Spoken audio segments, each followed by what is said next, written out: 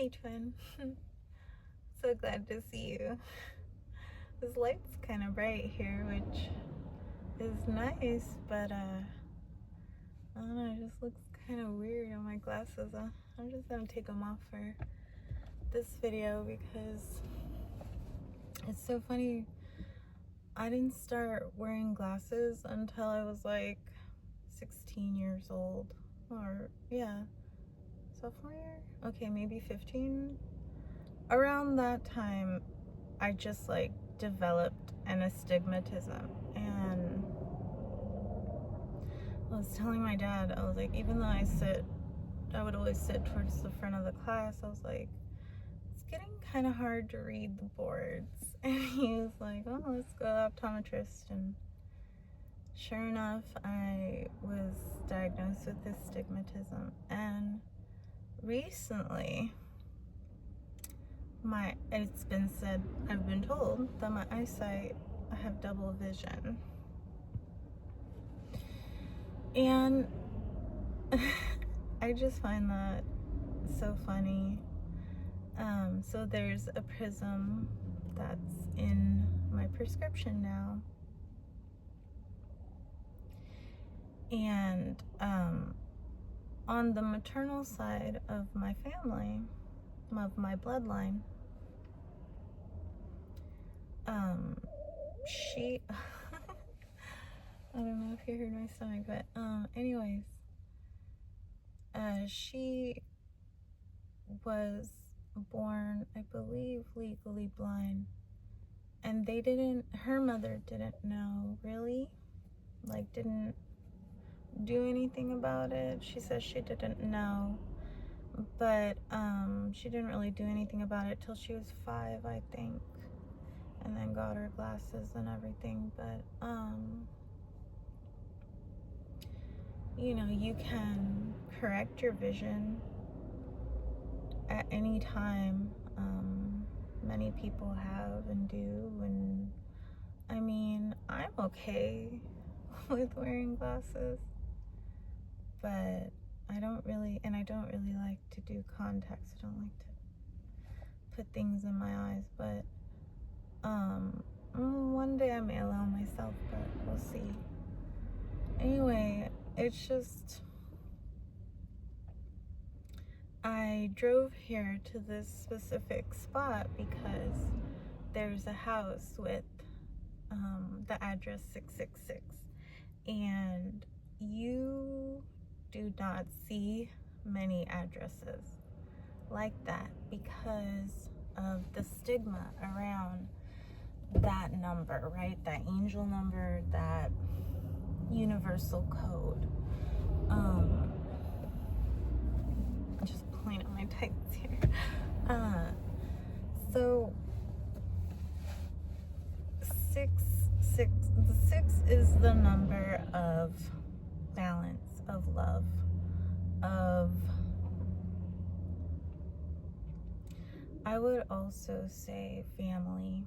I believe it's also family. I believe the 4th house is family. But to me, because in the tarot, the 6 of Cups, the 6 of Pentacles, the 6 of Swords, and the 6 of Wands, they're all about community. It's all tying into each other,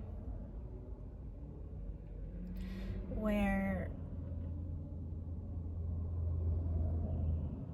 like 6 of Pentacles is huge about community because the work you're doing is benefiting others, you're inclusive, you give to others, you're generous. In the Murder of Crows tarot, did it bring no, I think I left it at home, but in there, the 6 of Pentacles, it's a large figure with a crow mask, and he's like giving breadcrumbs to the crows on the ground. And that just like makes me so happy because that's what we're all doing we're all breadcrumbing each other. We're all just like, but here I live to spill the beans, so don't worry, twin. I mean, there are things that each of us must keep private because we're unique and in our own lived experiences. But there's really nothing that is truly private. Thoughts are public, and I've definitely experienced that, where I've had a thought and about someone and they immediately reacted to me, and I was like, I didn't say a thing. So I'm definitely more mindful of that, but it's also, you know, thoughts are public, so certain thoughts that you wouldn't normally have that pop up, those are most definitely someone else's, because we're all connected, because we're all one. And going back to the tarot, I'm just on a fast here, twin. Just drinking water and coffee because I just got tired of everything, just having a little reset. Going back to the tarot, like in the Six of Cups, that talks about repairing relationships. Love from the past can also, to me, is self-love. It reflects self-love. And the Six of Wands is about recognition, but it's also about coming into your own. And I feel like with that, it's just kind of like coming into contact with soul family, with those who are meant to align on your path in those moments. And I will always say, you know, we should just not jump to conclusions on the relationships that we have, because anything can change in the blink of an eye. It's not that you want to lose these relationships. It's not that you want anything to happen to them, but just knowing that life is lifing.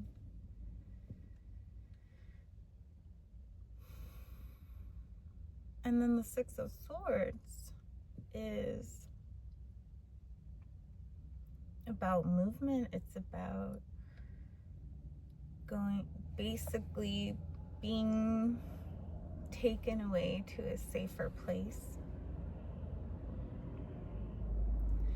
taken away from all the chaos. But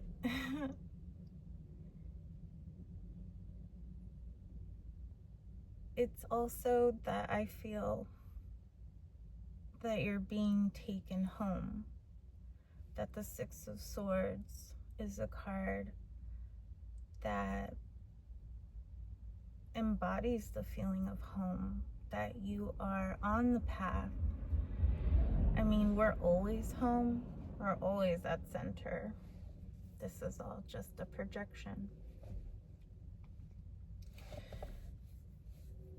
But in this sensory overload,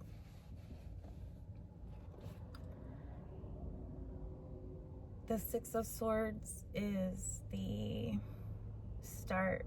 It's the end of the beginning. It's the start home. But that you're always there, no matter what.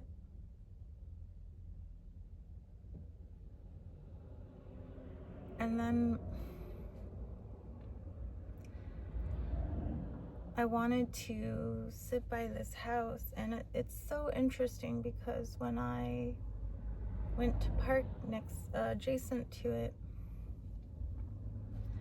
the light was on that lit up the house number. And as soon as I parked, it turned off. And I was like, okay.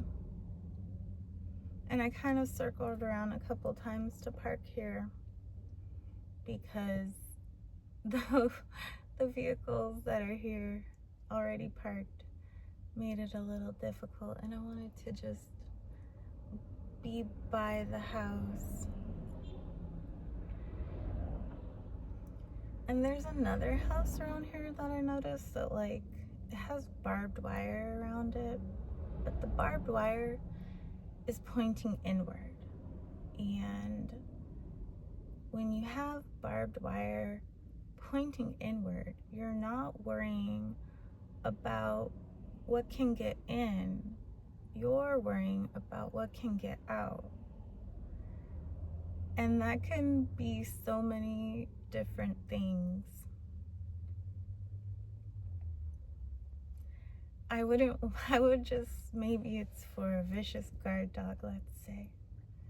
They're protecting passerby, but I've walked by there before and I've never seen any dogs. But it is, a very unique thing to have the address of 666. And I've yet to look into this particular residence, but I'll do that after this and I'll post it in the description box of why it is with this address. Because I'm always so interested to find out history and, just impart that with others, the knowledge. So it's so unique to have such an address as 666. And again, 6 is a number of balance.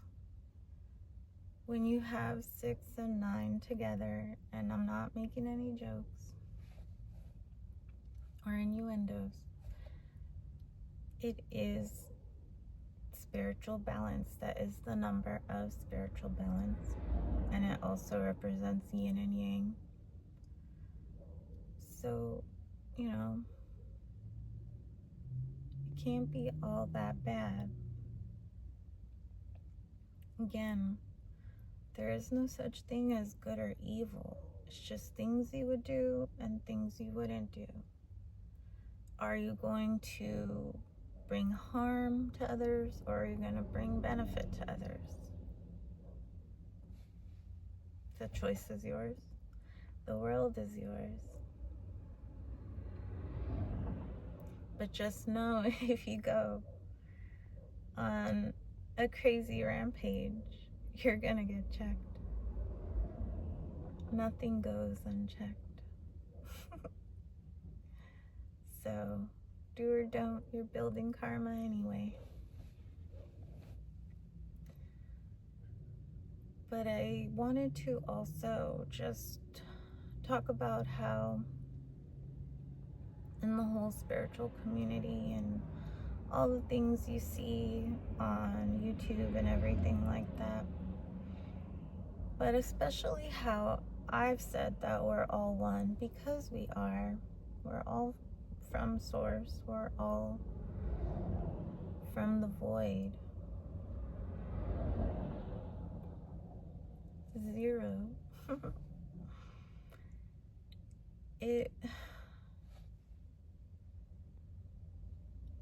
It's like that can be utilized by opportunists, which opportunists exist everywhere, of course. I mean, at one point we're all opportunists. You must seize your opportunities when you see them. It's just depending on what the outcome of that opportunity will be. How is the ripple effect, right?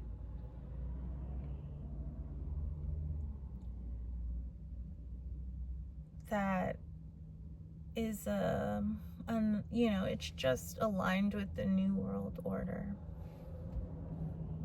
because I had started to use Dr. Bronner's, I would say, maybe at least 10 years ago. And I noticed all the packaging, and if you've ever used Dr. Bronner's products, this is not sponsored or anything like that. It's just, yeah. Anyway, so it talks about Dr. Bronner's beliefs, how we are all one, and that Earth is a mothership and a spaceship. I keep feeling someone playing with the back of my hair. Like, I keep feeling this energy of somebody nuzzling into the back of my hair. Like, it's just and it happens randomly all the time. And right now it just happened. So anyway, please, if you're thinking about me, I can feel it, twin, okay?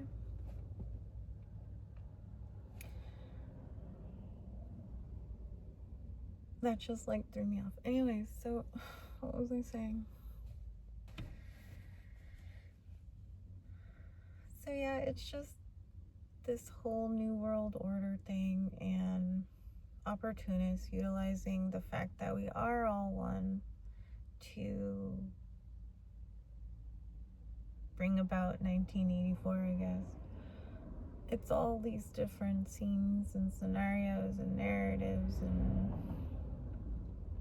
you know, the Galactic Federation. That was something that my eldest was telling me. He was like, oh, have you heard of Ashtar Shira, it's like this cult thing. And I'm like, yeah, that's the new Earth and everything. I'm like, yeah, we are in the new Earth. We are in a Galactic Federation. We are part of all of these things. Everything that we've come up with, yes, it exists. These are all timelines. These are all the parallel realities. You know, not that I like Rick and Morty. I can appreciate art and separate the art from the artist, except when I see certain things, you know, it's like they don't separate their art from their artistry, like, or separate their art from themselves. So that's like, you know, Ren and Stimpy and stuff like that. Just all kinds of shit I would watch as a kid, and the creators are just, yeah. Anyway, so don't idolize anybody. And the light just came on at the house. Thank you, universe. Don't idolize anybody, okay? You are the pedestal. You are the idol. You are all that there is and all that there ever will be. So, this whole, like, all this, I mean, if someone wants you to buy a certain pair of shoes and wear a certain tracksuit and drink a certain drink, you probably shouldn't do that. Unless you really want to. I'm not going to limit anybody. But I will say that those that have done that before, I mean, maybe it did end up the way that they wanted. But it's best to consider everything from all angles. It's best to consider outcomes from every perspective before making decisions. Because again, you have the ripple effect, but again, do or don't, you're building karma anyway. So that was just some, the light went off right now. So that was just something that I wanted to reflect on here with you, twin, because there's, and even with AI and how AI's, oh, it's back on, awesome. AI is creating like spiritual psychosis in people and everything, and that's really just people creating it in themselves. Because I had made a video about AI and like how that guy, he fell in love with ChatGPT, but it was like, but you coded her to flirt with you. You set up the whole scene. Of course it went the way that you wanted, and now you are just so wrapped up in it that you can't be bothered with anything or anyone else. And that is narcissism. It said that narcissistic men are inherently homosexual. Maybe not in practice, but in nature, because they can never bring themselves to see women as complete beings,